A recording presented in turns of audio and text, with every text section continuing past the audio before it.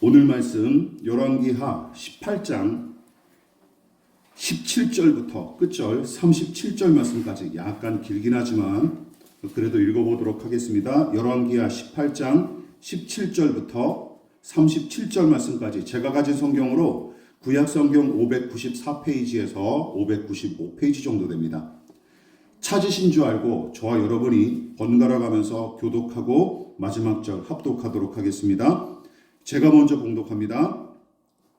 아수르 왕이 다르단과 랍사리스와 랍사게로 하여금 대군을 거느리고 라기스에서부터 예루살렘으로 가서 히스기야 왕을 치게 하매 그들이 예루살렘으로 올라가니라. 그들이 올라가서 윗못 수도 곁 곧 세탁자의 밭에 있는 큰 길에 이르러 서니라. 그들이 왕을 부르매 hil기야의 아들로서 왕궁의 책임자인 엘리야김과 서기관 스나선과 아사랴의 아들 살람과 그에게 나가니 랍사게가 그들에게 이르되 너희는 히스기야에게 말하라. 대왕 아수르 왕의 말씀이 내가 의뢰하는 이 의뢰가 무엇이냐? 내가 싸울 만한 괴교와 용력이 있다고 한다면 이는 입에 붙은 말뿐이라. 내가 이제 누구를 의뢰하고 나를 반역하느냐? 이제 내가 너를 위하여 저 상한 갈대 지팡이 애굽을 의뢰하도다. 사람이 그것을 의지하면 그의 손에 찔려 들어갈지라. 애굽의 왕 바로는 그에게 의뢰하는 모든 자에게 이와 같으니라. 너희가 내게 이르기를 우리는 우리 하나님 여호와를 의뢰하노라 하리마는 히스기야가 그의 산당들과 제단을 제거하고 유다와 예루살렘 사람에게 명령하기를 예루살렘이 제단 앞에서만 예배하지 아니하였느냐 하였더니 청하건대 이제 너는 내 주 아수르 왕과 내기하라. 내가 만일 말을 탈 사람을 낼 수 있다면 나는 내게 말 2,000마리를 주리라. 내가 어찌 내 주의 신하 중 지극히 작은 지휘관 한 사람을 물리치며 애굽을 의뢰하고 그 병거와 기병을 얻을 듯하냐? 내가 어찌 여호와의 뜻이 아니고야 이제 이곳을 멸하러 올라왔겠느냐? 여호와께서 전에 내게 이르시기를 이 땅에서 올라와서 쳐서 멸하라 하셨느니라 하는지라.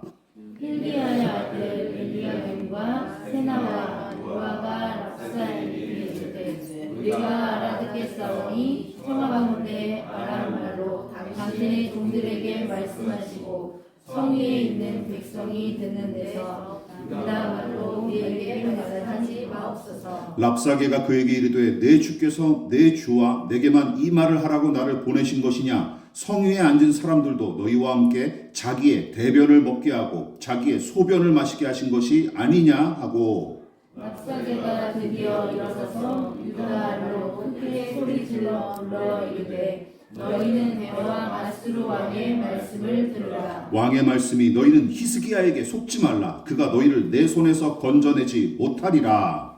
또한 히스기야가 너희에게 여호와를 의뢰하라 함을 듣지 말라. 그가 이르기를 여호와께서 반드시 우리를 건지시리라. 이 성읍이 아수르 왕의 손에 함락되지 아니하게 하시리라 할지라도 너희는 히스기야의 말을 듣지 말라. 아수르 왕의 말씀이 너희는 내게 항복하고 내게로 나아오라. 그리하고 너희는 각각 그의 포도와 무화과를 먹고 또한 각각 자기의 우물의 물을 마시라. 내가 장차 와서 너희를 한 지방으로 옮기리니 그곳은 너희 본토와 같은 지방 곧 곡식과 포도주가 있는 지방이요 떡과 포도원이 있는 지방이요 기름나는 감람과 꿀이 있는 지방이라. 너희가 살고 죽지 아니하리라. 히스기야가 너희를 설득하여 이르기를 여호와께서 우리를 건지시리라 하여도 히스기야에게 듣지 말라. 민족의 신들 중에 어느 한 신이 그의 땅을 아수르 왕의 손에서 건진 자가 있느냐? 하맛과 아르사의 신들이 어디 있으며 스발와임과 헤나와 아호라의 신들이 어디 있느냐? 그들이 사마리아를 내 손에서 건졌냐? 민족의 모든 신들 중에 누가 그의 땅을 내 손에서 건졌기에 여호와가 예루살렘을 내 손에서 건지겠느냐 하셨느니라. 그러나 백성이 잠잠하고 한마디도 그에게 대답하지 아니하니 이는 왕이 명령하여 대답하지 말라 하였습니다. 다 같이 이에 힐기야의 아들로서 왕궁 내의 책임자인 엘리야김과 서기관 셈나와 아삽의 아들 사관 요아가 옷을 찢고 히스기야에게 나아가서 랍사게의 말을 전하니라. 아멘. 예, 말씀의 제목을 다 같이 한번 읽어보시겠습니다. 자, 시작. 그가 너희를 건져내지 못하리라. 예, 그가 너희를 건져내지 못하리라 라는 제목으로 말씀의 은혜 함께 나누도록 하겠습니다. 열왕기하 18장 서두는 히스기야의 이력을 간략하게 소개함과 동시에 아예 처음부터 그의 생애와 신앙에 관한 총평을 기록한 것이 특징이었습니다. 그러니까 일종의 두괄식 구성으로서 히스기야의 일대기를 기록한 셈인데 그의 생애가 어떠했는지 평가를 내린 다음에 상세한 이야기를 풀어가는 방식으로 이 열왕기서가 서술한 것이죠. 그리고 열왕기서는 히스기야를 하나님 보시기에 정직히 행한 왕으로 평가했을 뿐만 아니라 다윗과 견주어도 손색이 없는 왕으로 칭찬합니다. 무엇보다 하나님 앞에 정직히 행하고 그분을 전폭적으로 신뢰했던 히스기야의 이 믿음은 이방신을 비롯한 우상단지들과 산당들을 파괴하고 또한 하나님의 계명을 지키는 구체적인 행동으로 나타났던 것이죠. 이처럼 히스기야는 악을 미워하고 선을 행함으로써 또한 그런 구체적인 행위로 나타났던 것입니다. 그래서 개인과 교회의 개혁은 이 두 가지 바탕 위에서 시작되고 완성됩니다. 특히 그의 개혁 의지는 우상단지로 전락한 모세의 놋뱀마저 부순 그의 모습을 통해 아주 분명하게 드러나고 증명이 됐죠.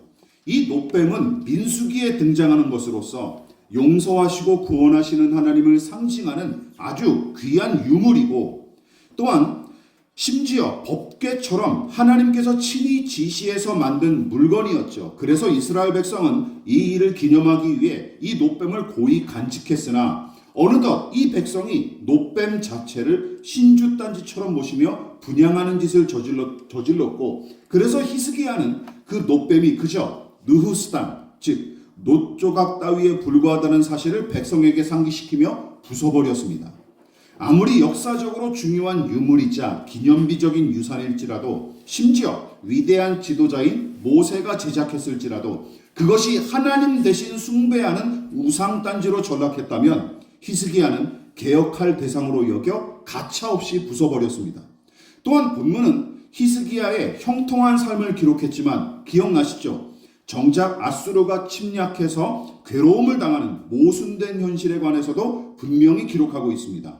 이처럼 성경은 아수르의 침략으로 굴욕을 당하고 막심한 피해를 입은 히스기야를 형통한 자로 평가를 했죠. 그래서 성경의 형통은 이렇게 규정해야 옳습니다. 무엇이라고요? 하나님이 함께 하시는 사람, 하나님이 함께 하시는 삶. 이것이 형통의 유일한 이유이자 근거고 가장 중요한 형통의 핵심이자 본질입니다. 다시 말해서 이것이죠. 형통의 본질과 핵심은 무엇입니까? 함께 하시는 하나님이고 그 하나님을 항상 신뢰하는 생애가 형통한 삶이라는 것이죠. 그러니까 잘 먹고 잘 살고 승승장구하고 성공했다 그래서 형통한 삶이라고 성경은 이야기하지 않는다라는 것입니다. 그래서 진정한 개혁은 함께 하시는 하나님을 신뢰하는 그 형통한 사람을 통해 시작되고 완성될 뿐만 아니라 개혁의 궁극적 목표와 목적은 바로 이렇게 형통한 사람을 세우고 배출함으로써 하나님의 영광을 완연하게 드러내는 것이 목적입니다. 그러나 앞서 언급했다시피 히스기야의 생애가 마냥 평탄했던 것만은 아니었습니다. 북이스라엘을 이미 집어삼켰던 아수르가 남유다까지 침략해서 위세를 떨치기에 이르죠. 자, 그래서 우리가 살펴볼 내용이 이것입니다. 같이 읽어볼까요? 시작. 아수르의 연이은 침략과 히스기야의 실책. 여기서 약간 의문을 가지신 분이 계실 거예요. 아니 히스기야가 무슨 실책을 저질렀을까? 잘 들어보십시오. 아수르 왕 사네립이 랍사게를 비롯한 3명의 장수와 사신을 남유다에 보내서 으름장을 놓는 사건은 본문에만 등장하는 이야기가 아닙니다. 역대하의 저자는 히스기야의 이야기를 29장부터 32장에 걸쳐 기록했는데 히스기야의 종교개혁에 관한 내용은 29장부터 30장까지 무려 3장에 걸쳐서 기록이 됐고, 아수르 왕 사네립의 침략과 도발, 오늘 본문에 나오죠. 또한 히스기야의 승리는 달랑 32장 한 장으로 기록한 것이 특징이에요. 본문과 전혀 다르게 배치를 했죠. 그러나 열왕기서는 히스기야가 감행한 종교개혁은 우리가 지난번에 살펴봤듯이 고작 몇 개 구절로 기록했어요. 그렇지만 아수르의 침략과 그 해결 과정은 우리가 오늘 18장에서 읽었지만 19장에서도 계속 이어집니다. 즉 역대하는 히스기야의 종교개혁에 초점을 맞춰 기록했고, 열왕기하, 우리가 읽었던 열왕기하는 아수르의 침략에 더 큰 비중을 두고 기록한 것이 특징이에요. 그러니까 초점이 다른 거죠. 그뿐만이 아닙니다. 이사야 선지자는 히스기야의 할아버지인 요담 왕 때부터 활약한 인물로서 이사야서 36장과 37장은 아수르의 침략과 그 해결 과정을 오늘 우리가 읽었던 열왕기서와 거의 흡사하게 기록했습니다. 요약하자면 열왕기하 본문의 이 이야기는 역대서와 이사야서까지 성경이 같은 내용을 3번씩이나 다룰 만큼 아주 중요한 사건인 셈입니다. 자, 어쨌든 아수르의 새로운 왕으로 등극한 산헤립은 1차 침략을 통해 남유다를 완전히 굴복시켰죠. 그게 바로 13절과 우리가 지난번에 살펴봤던 13절과 16절까지의 이야기예요. 그리고 히스기야는 굴욕적인 취급을 받으면서 막대한 배상금까지 물어내기에 이르죠. 대략 얼마였다고요? 은 10톤, 금 1톤 정도. 그거를 배상금으로 물어내야 됐어요. 없으니까 어떻게 했다고요? 성전 돌기둥에 입혔던 금박까지 막 싹싹 긁어냈다고 했지 않았습니까? 자, 그런데 그 시기에 뜻밖의 일이 일어납니다. 뭐냐면 성경에는 기록되어 있지 않은데, 자, 뜻밖의 일이 벌어져요. 그 시기에 갑자기 아수르 제국 내부에서 반란이 일어났고, 산헤립은 그 반란을 진압하기 위해 대략 4년 동안 고군분투하는 일이 벌어집니다. 오늘 본문의 산헤립 왕이 아수르 제국 내의 반란을 제압하기 위해서 그렇게 몇 년을 거쳐서 이제 고군분투하는 것이죠. 그런데 히스기야가 문제예요. 히스기야는 이 틈새 벌써 1차 침공은 지나갔고, 오늘 본문의 침략 직전에 히스기야는 이 틈새에 아수르의 지배를 벗어나기 위해 이집트에게 원조를 요청합니다. 이집트와 은밀하게 손을 잡는 일을 벌이는 거예요. 그러나 끝내 내부의 반란을 제압한 산헤립은 남유다의 히스기야가 자기를 배반하고 이집트와 손잡았다는 소식에 분노하면서 오늘 본문의 제2차 침공을 감행하는 거예요. 2차 침공을 감행한 거예요. 특히 오늘 우리가 읽었던 본문은 이것입니다. 본문의 내용이 아수르의 2차 침공과 관련한 이야기이고, 히스기야의 커다란 실책 중 하나가 바로 무엇입니까? 아수르의 지배를 벗어나기 위해 이집트와 손잡은 일이었습니다. 그런데 이것은 히스기야의 단순한 정책적 실책이 아닙니다. 오히려 하나님의 뜻을 거스른 일이었기에 문제가 더 심각해요. 열왕기서와 역대서에는 나오지 않는데 이사야서에 바로 그 문제에 대해서 지적하고 있습니다. 왜냐하면 하나님의 계시를 접했던 이사야 선지자가 아수르 제국에 대해 강경 정책을 쓰는 히스기야를 내내 비판하기 때문입니다. 이사야서에서. 더군다나 아수르를 대신하여 이집트와 손잡는 것 자체를 하나님께서 싫어하셨기 때문이죠. 오죽하면 하나님께서 이사야 선지자에게 다음과 같은 메시지를 반복하여 계시하셨을까요? 이사야서 31장 1절 같이 읽어볼게요. 시작. 도움을 구하러 애굽으로 내려가는 자들은 화 있을진저. 애굽이 이집트 아닙니까? 이와 비슷한 내용이 이사야서에 여러 군데 등장합니다. 그러니까 남유다를 경영하고 백성을 다스리는 등의 국내 정치는 히스기야가 매우 탁월하게 감당했으나 긴박하게 돌아가는 국제 정세를 헤아리고 또한 다른 나라와 관계를 맺는 일 등은 그르치는 경우가 왕왕 있었어요. 이게 이 사람의 약점이죠. 심지어 말년에 저지른 잘못도 결국은 바벨론의 사신들 앞에서 으스대다가 저지른 일로서 그의 모든 실책과 패착은 하나님의 뜻을 거스르는 불순종과 함께 그분 앞에서 저지른 오만방자한 태도에서 비롯된 것이 대부분입니다. 자, 본문도 마찬가지입니다. 그래서 차라리 1차 침공 이후의 상태를 적절하게 유지하면서 지난번과 같이 종교 개혁을 비롯한 여러 가지 일을 진행했어야 마땅했는데 굳이 긁어부스럼을 만든 탓에 남유다도 북이스라엘처럼 아수르에게 멸망할 뻔했던 것입니다. 이것 때문에 남유다도 멸망할 뻔했어요. 게다가 아수르 땅으로 잡혀간 자들을 돌려보내주실 거로 하나님께서 친히 약속하셨는데도 히스기야는 이 사안을 제 뜻대로 밀어붙이는 바람에 더 큰 문제를 일으키고 맙니다. 그러니까 히스기야가 말년에만 잘못을 저지른 게 아니에요. 이미 여기서부터도 그의 잘못이 여실히 드러납니다. 이처럼 히스기야도 믿음이 좋고 경건하기로 소문난 임금이지만 우리와 별반 다르지 않게 제 뜻과 고집만 내세우다가 나라를 말아먹을 뻔한 인물이기도 합니다. 그런 모습들이 다분했어요. 그러나 정작 비판받아야 될 대상은 히스기야는 아니죠. 아수르 제국이죠.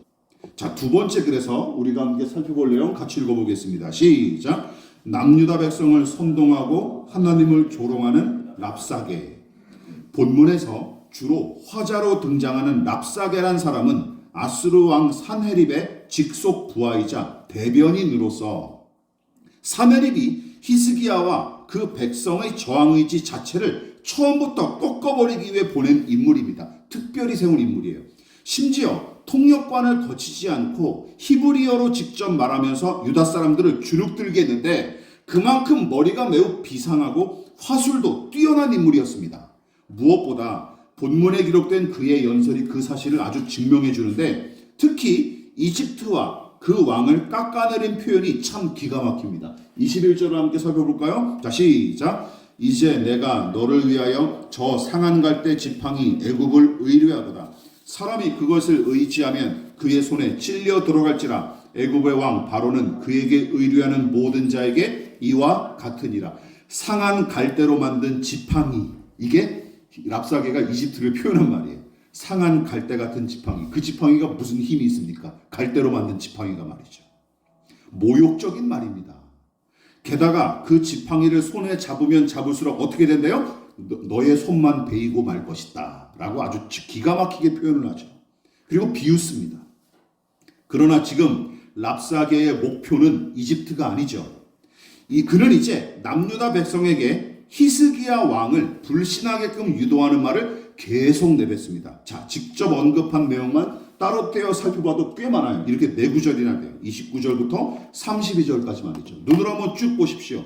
가짜 뉴스를 생산하기 일수인 요즘 어떤 사람들처럼 랍사게가 막무가내로 내뱉은 말처럼 보이십니까? 절대로 그렇지 않습니다.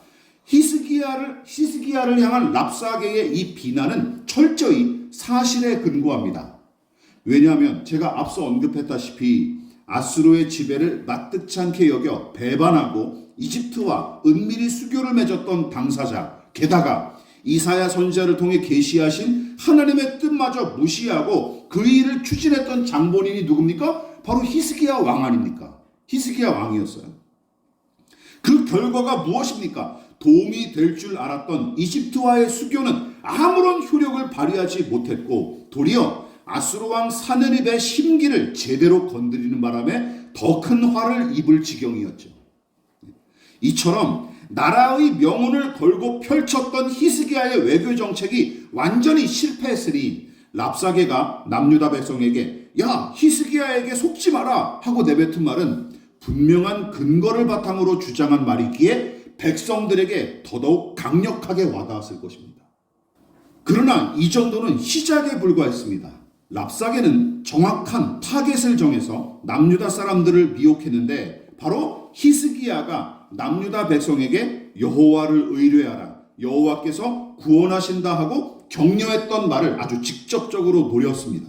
그러니까 이런 것이죠. 어떤 내용으로? 남유다 사람들이 우두머리인 히스기야를 못 믿어하게끔 만들 뿐만 아니라 신앙의 대상인 여호와 하나님마저 불신하고 무시하도록 부추김으로써 어떻게 남유다 전체가 불안과 공포에 떨며 분열을 일으키고 나중에는 아주 백성들이 자포자기하는 지경까지 내모는 것이 목적이었던 거예요. 그냥 말로 다 죽여버리겠다는 거죠.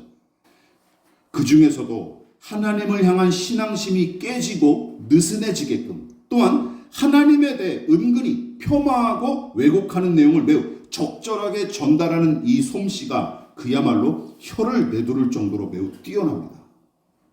그렇다면 랍사게는 어떤 식으로 하나님을 깎아내리고 왜곡했을까요? 잘 들어보십시오. 중요한 내용이 등장합니다. 자, 같이 읽어볼게요. 시작. 하나님을 약하고 악한 분으로 규정하는 랍사게.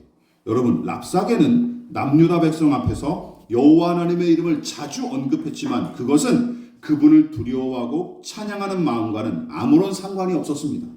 그가 여호와 하나님을 언급하며 은근하면서도 교활하게 깎아내리는 말을 내뱉었는데 그 이유가 무엇입니까? 두 가지 때문이에요. 아수르 왕인 사네립과 그 나라의 신들을 더더욱 드높이려는 목적이죠. 동시에 남유다 왕인 히스기야와 그 백성의 사기를 아주 뚝 떨어뜨리려는 의도였습니다. 그러면 랍사게는 어떻게 여호와 하나님을 깎아내리고 왜곡시켰을까요? 우선 그가 히스기야가 믿는 여호와 하나님이 사실은 아수르 왕과 그 신들보다 허약한 신임을 반복해서 강조합니다. 여호와 하나님이 세다고 그건 니네들 생각이고 라면서 이렇게 얘기하죠. 29절과 35절 같이 한번 읽어볼까요? 시작. 왕의 말씀이 너희는 히스기야에게 속지 말라. 그가 너희를 내 손에서 건져내지 못하리라. 또 시작. 민족의 모든 신들 중에 누가 그 땅을 내 손에서 건졌기에 여호와가 예루살렘을 내 손에서 건지겠느냐 하셨느니라. 이 구절만이 아니에요. 대표적으로 뽑은 거예요. 랍사게가 연설하는 내용 중에 약해 빠진 여호와 그리고 허약한 하나님을 비우는 분량이 적지 않습니다. 그리고 반대로 아수르 왕과 제국의 강성함을 강조하는 내용이 대부분을 차지해요. 대부분. 그리고 이 주장을 뒷받침하는 근거도 매우 분명합니다. 자, 무엇일까요? 35절에서도 언급했듯이 잘 들어보십시오. 매우 중요한 내용이에요. 35절에서도 언급했듯이 아수르 제국이 쟁취한 연이은 전쟁의 승리와 영토 확장이 다른 나라의 신들을 포함하여 남유다의 신인 여호와 하나님의 약함과 자금을 증명하고 오히려 아수르 제국의 강성함과 위대함을 나타내는 명백한 증거임을 강력히 주장하고 있는 것입니다. 두 가지 근거 뭐요? 전쟁의 승리, 영토 확장. 이걸 가지고 내세우는 거예요.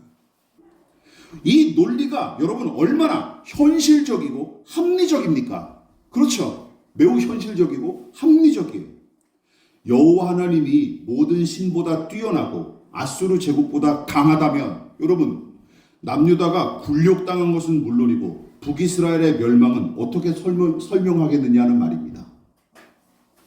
그리고 랍사게의 교활한 논리는 여기서 한 단계 더 나아가 하나님을 실패와 불행과 저주를 안겨주는 악한 신처럼 묘사합니다. 자, 18장 25절 말씀 볼까요? 자, 시작. 내가 어찌 여호와의 뜻이 아니고야 이제 이곳을 멸하러 올라왔겠느냐? 여호와께서 전에 내게 이르시기를 이 땅으로 올라와서 쳐서 멸하라 하셨느니라 하는지라. 이거 누가 한 말이에요? 랍사게가 산헤립 왕의 말을 전하는 거예요.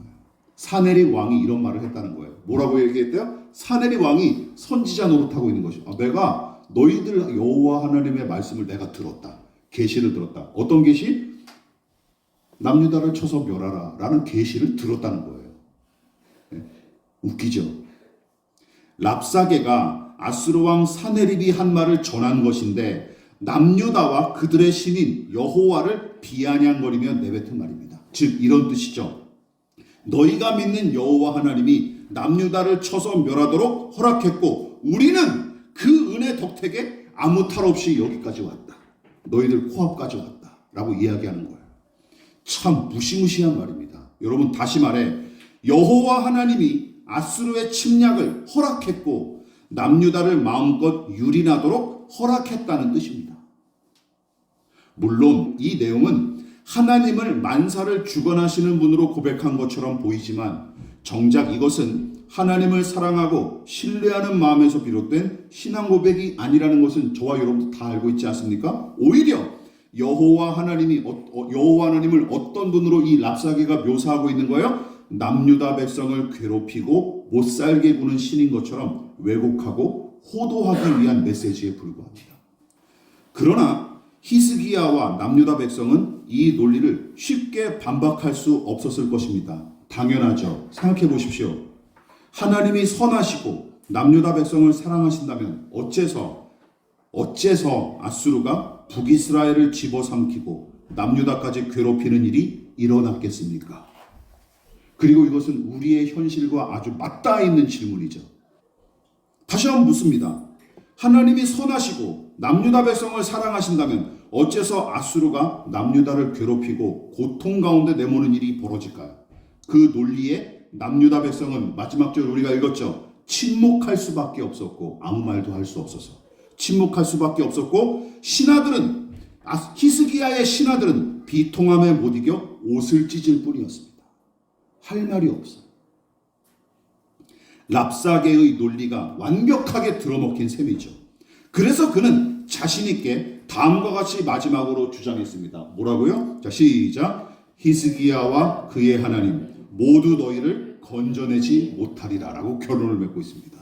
오늘 설교의 제목으로 쓴 이 29절의 이 말은 랍사게가 히스기야를 깎아내리기 위해 쓴 말입니다. 그러나 히스기야의 연약함과 무능함은 바로 그가 믿는 신의 연약함과 무능함을 나타내기에 랍사게는 이 한마디 말로 히스기야와 여호와 하나님을 한꺼번에 깎아내리는 그야말로 일거양득의 효과를 낸 것이죠. 그뿐만 아니라 남유다 백성이 불안과 불신의 수렁에 빠지게끔 몰아붙이는 결과까지 얻을 수 있었습니다. 이 연설 하나로 남유다를 아주 그냥 혼란에 빠지게 만들었어요. 그리고 완전히 불안에 떨게 만들었습니다. 무엇보다 그의 논리가 강력한 설득력을 지닐 수 있었던 것은 이 논리의 기준이 철저히 잘 들어보십시오. 이 논리의 기준이 철저히 어디에 근거해요? 눈으로 보고 손으로 만질 수 있는 물리적 성과에 근거하기 때문입니다. 즉 전쟁의 승패, 풍요와 빈곤, 지배와 피지배, 강함과 약함, 크고 작음, 높음과 낮음, 안정과 불안 등을 기준으로 선과 악을 나누고 또한 신앙의 대상인 신의 위력과 가치를 쟀던 것이죠. 손으로 만질 수 있고 눈으로 보이는 그런 것으로 신의 가치를 매기고 또한 선과 악을 나눴던 것입니다. 이게 제일 편하고 간단한 일이죠. 랍사게가 남유다 백성을 유혹하고 회유하기 위해 한 말에 바로 이 내용이 잘 드러납니다. 마지막으로 그가 남유다 백성을 이런 식으로 회유하죠. 제가 읽어보겠습니다. 잘 들어보십시오. 무얼 조건으로 내걸어요? 아스로 왕의 말씀이 너희는 내게 항복하고 내게로 나아오라. 그리하고 너희는 각각 그의 포도와 무화과를 먹고 또한 각각 자기의 우물의 물을 마시라. 내가 장차 와서 너희를 한 지방으로 옮기리니 그곳은 너희 본토와 같은 지방 곧 곡식과 포도주가 있는 지방이요 떡과 포도원이 있는 지방이요 기름나는 감람과 꿀이 있는 지방이라. 너희가 살고 죽지 아니하리라. 철저히 물리적인 조건을 계속 제시하는 거예요. 눈으로 볼 수 있고 손으로 만질 수 있는, 몸으로 느낄 수 있는 물리적인 혜택을 계속해서 제시하는 것이죠. 당시 아수르 제국은 막강한 군사력을 바탕으로 근동지역 일대를 완전히 장악했었고 각 나라로부터 다양한 품목과 막대한 양의 조공을 제공받았습니다. 따라서 어떤 사람들은 랍사게의 이 말을 마냥 허튼 소리로 듣지 않았을 것입니다. 그리고 아수르 왕 앞에 무릎을 꿇으면 실제로 이런저런 혜택과 풍요를 얻을 수 있을 거로 생각했을지도 몰라요. 그뿐만 아니라 아수르 제국의 위용과 영광이 영원히 계속 이어질 거로 믿었을지도 모릅니다. 이걸 믿은 사람은 분명 사네립과 랍사게를 비롯한 아수르 제국의 사람들은 이걸 믿었을 거예요. 우리 제국은 영원하리라. 여러분 기억하십시오. 하나님의 존재 유무와 신앙의 효용성 그리고 교회와 신자를 여러분 무엇으로 평가합니까? 오늘날 신자들의 판단 기준이 어쩌면 그렇게도 랍사게의 논리를 쏙 빼다 박았는지 모릅니다. 랍사게의 이 논리가 지금도 여전히 위력을 발휘하는 거예요. 심지어 신자들과 교회 안에서도 말이죠. 그래서 눈으로 보고 손으로 만질 수 있는 물리적 성과에 따라 모든 것을 쉽게 판단하지만 정작 성경이 가르치는 하나님은 그 사람에게 온데간데 없습니다.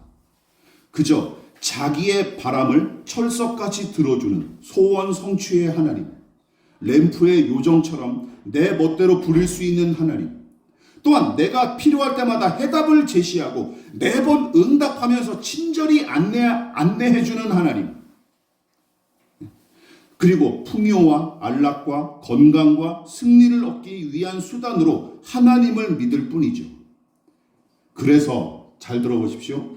예기치 못한 실패와 아픔을 허락하시고 고난과 고통을 허용하시는 하나님, 훈육하고 연단하며 징계하시는 하나님, 또한 광야와 눈물 골짜기를 지나게 하시는 하나님, 때때로 침묵하시고 멀리 계신 것 같은 하나님, 그래서 시시때때로 멸시와 천대 받으시는 하나님, 가난하고 연약한 자들과 함께 굴욕당하시는 하나님은 기독교 신앙의 하나님과 아무런 상관이 없다고 목소리를 높이기 일쑤입니다. 목사라는 사람들이 말이죠.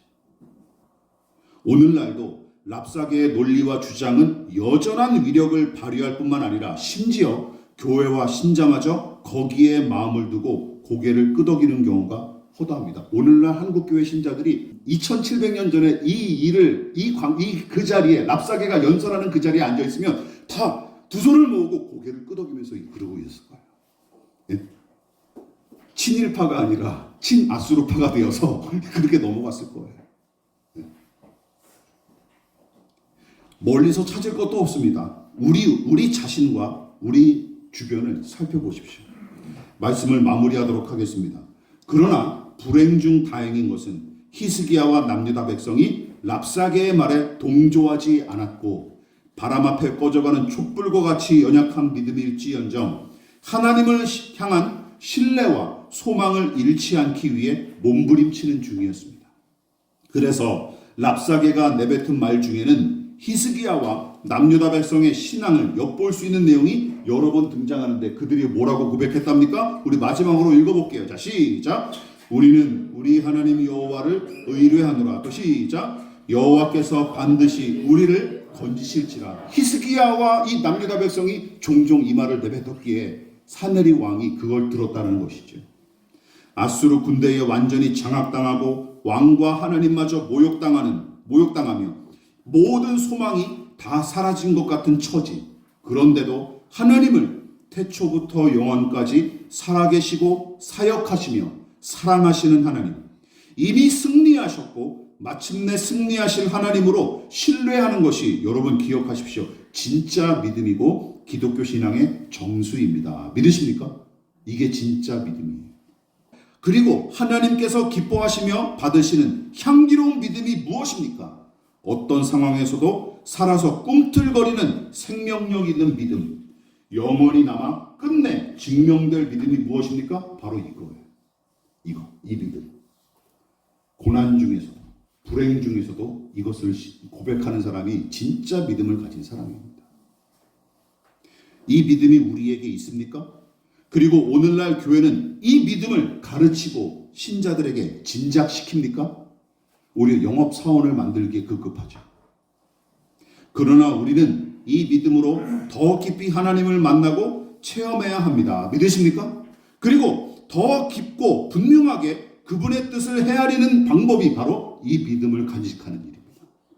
마지막으로 이 믿음을 통해 참된 기쁨과 평안과 자유와 소망과 용기를 소유하는 저와 여러분 되시기를 주님의 이름으로 부탁을 드리겠습니다. 그러므로 너희는 이렇게 기도하라.